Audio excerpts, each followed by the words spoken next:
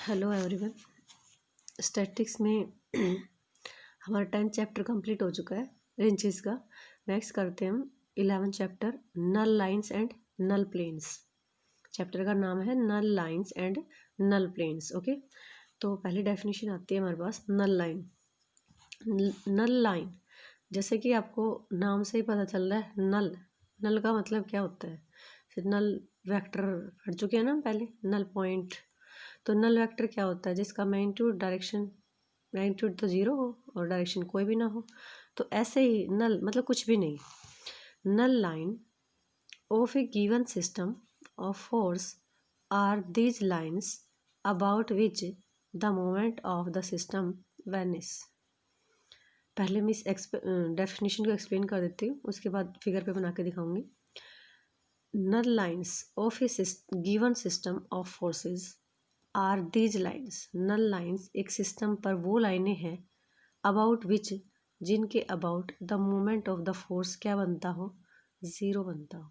Venice मतलब गायब हो जाना। ठीक है, जैसे हमने कोई ये रिजिड बॉडी ले ली, ठीक है, इसके ऊपर हमने फोर्स डाला, इस पॉइंट पे डाल दिया, इधर डाल दिया, इधर डाल दिया, ये सब डाल दिया, ठीक है। अब कह रहे हैं ये जो सारे फोर्सेस हमने डालने हैं, F1, F2, F3, F4, F5, F6, इस टाइप से जितने भी हैं, इनका हमने कोई नाम दे दिया, ये डायरेक्शन दे दी, और इन सभी का जो मोमेंट है अबाउट ए फिक्स पॉइंट, मैं फिक्स पॉइंट ले लेती हूँ, ये ले लिया मैंने ओ पॉइंट। इन सभी फोर्सेस का मोमेंट, जैसे इसका हो गया, इसका हो गया, मोमेंट अगर ज़ीरो हो जाता है तो ये जो मेरी लाइन है ये क्या कहलाएगी, नल लाइन कहलाएगी। और ये पॉइंट है, ये क्या कहलाएगा, नल पॉइंट कहलाएगा। ठीक है, नल लाइन समझ में आ गई बात, कि भाई हमारे पास कोई रिजिड बॉडी थी और जो इस लाइन के अलोंग हमने रिजिड बॉडी को रखा और इस रिजिड बॉडी पे बहुत सारे फोर्सेस एक्ट कर रहे थे, इस टाइप से मैंने सभी को डायरेक्शन दे दिया। और अगर एक फिक्स पॉइंट से इन सब का मोमेंट कैसे निकालते हो, फोर्स मल्टीप्लाई परपेंडिकुलर डिस्टेंस निकालते हो, राइट। तो फोर्स मल्टीप्लाई, तो देखिए F1 और इस फोर्स की इस पॉइंट से परपेंडिकुलर डिस्टेंस कहाँ से, जिस भी पॉइंट से निकालना चाहते हो उसकी फोर्स के ऊपर। तो इस पॉइंट से निकालना चाहते हो तो परपेंडिकुलर डिस्टेंस क्या है, ज़ीरो है, तो फोर्स क्या है, F1 मल्टीप्लाई ज़ीरो, तो इज इक्वल टू इस फोर्स का मोमेंट क्या हो जाएगा, जीरो हो जाएगा। ऐसे ही इसका निकालेंगे, अगर सभी का निकालना है तो ऐसे निकालेंगे, जैसे इसके परपेंडिकुलर जो डिस्टेंस है, ये आपने कोई भी ले लिया, x1 ले लिया हमने यहाँ पे, ये फोर्स है, तो इसके अबाउट जो मोमेंट होगा वो आपका F2 इंटू में x हो जाएगा। तो हमने फॉर एग्जांपल लिया है सब एक्सप्लेन करने के लिए कि इस टाइप से कोई रिजिड बॉडी है, उस पर ये हमने फोर्सेस जाकर रखे हैं। अगर इन फोर्सेस का moment about a point O zero आ जाता है तो देन ये जो लाइन है होगी वो आपकी क्या कहलाएगी, नल लाइन कहलाएगी। ठीक है, ओके। नल पॉइंट, तो ये आपका ओ क्या बन गया, नल पॉइंट बन गया। ठीक है, जैसा कि चैप्टर में हमें पता है नल लाइन्स एंड नल प्लेन। अब ये नल प्लेन क्या आ गया, अब इस टाइप से फोर्स में हमारे पास देखो, मैंने बहुत सारी एक फोर्स ले लिया और ये लाइनें ड्रा कर दी, ये सारी लाइनें कैसी है, नल लाइन्स है। तो ये प्लेन जो होगा सारा क्या कहलाएगा, नल प्लेन होगा। मतलब दो लाइनों के बीच दो लाइनें हैं ना, तो ये देखो ये दोनों नल लाइन थी, तो इनके बीच का ये जो प्लेन है ये क्या है, नल प्लेन। ऐसे हम कहीं भी बना सकते हैं, देखो ये रहा हो गया। अब दो नल लाइन जहाँ पे इंटरसेक्ट कर रही, देखो ये भी हो गया।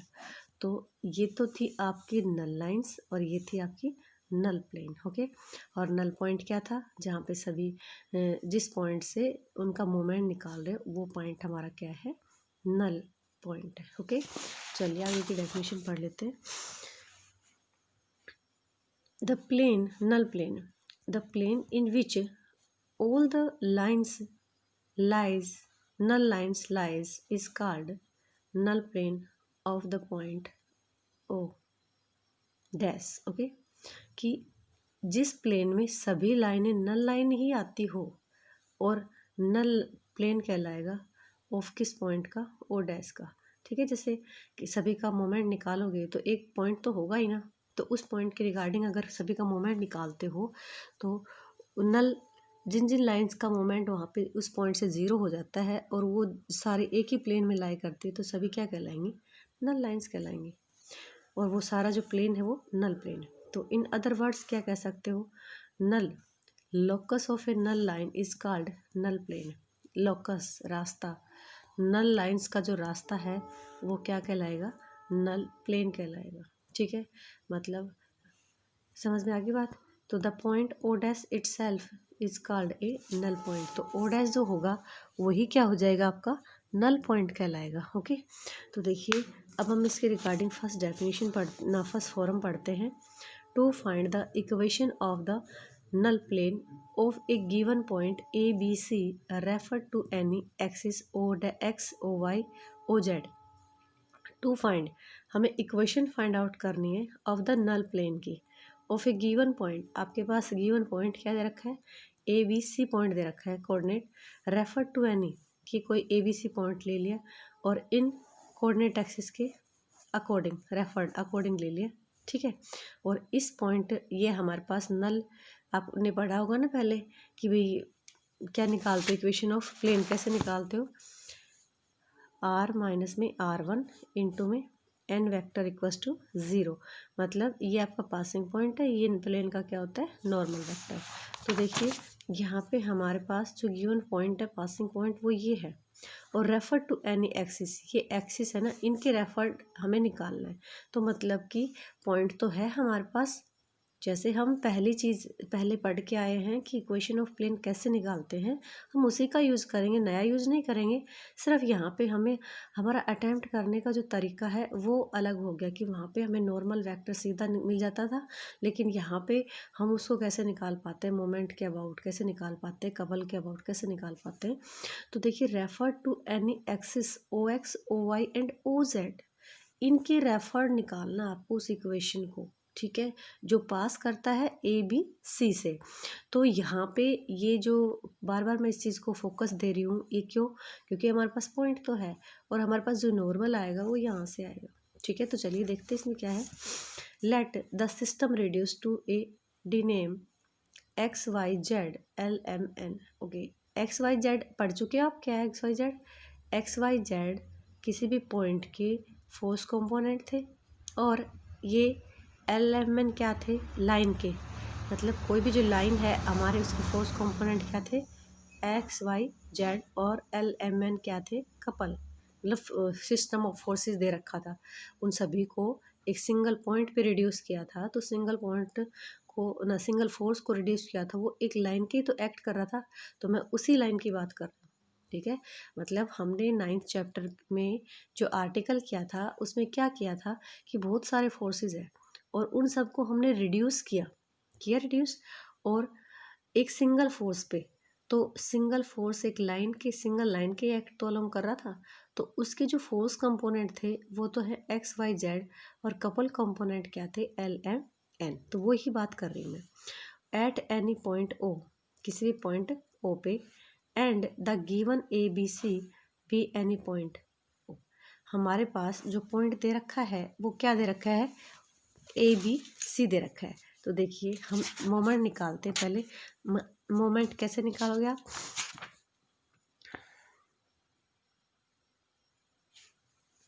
पॉइंट ओ डैश है भैया। ठीक है, तो लेट, ये हमने पहले बना लिया कोऑर्डिनेट एक्सिस, मतलब ये वाला। तो देखो कोऑर्डिनेट एक्सिस ड्रा कर दिया, ये हमारे जनरल कोऑर्डिनेट ले लिए मैंने, स्मॉल वाई एक्स और जेड। ठीक है, इधर एक्स कैपिटल एक्स ये फोर्स कंपोनेंट है, ये वाई कंपोनेंट फोर्स है, ये जेड भी फोर्स है। एल एम एन क्या थे, इनके कपल ऑफ मोमेंट थे, कपल्स थे ना इसके। ठीक है, तो the moments of the couple about O dash X dash, हमने क्या किया, एक नया सिस्टम बना लिया। इसके पैरेलल हमने एक्स एक्सिस ड्रा किया, इसके पैरेलल ओ एक्स के पैरेलल हमने नया ये पैरेलल ड्रा करा, जिसका नाम क्या दे दिया हमने, ओ डैश एक्स डैश।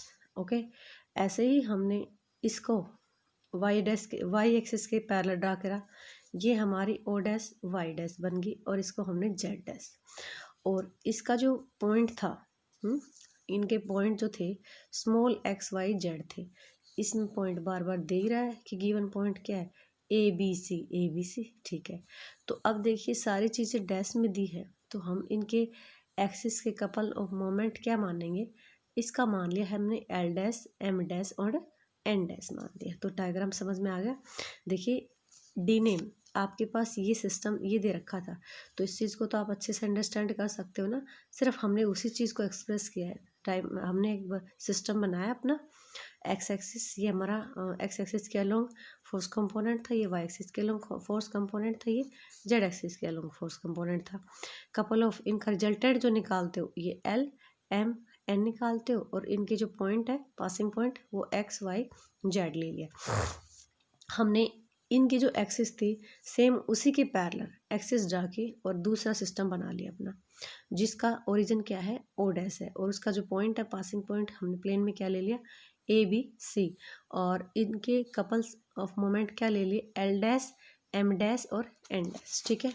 तो देखिए क्या किया मैंने, let the moment of the couples about O dash X dash parallel किसके डाला ओ एक्स के, ओ डैश वाई डैश, ठीक है, और ओ डैश जेड डैश ले लिया।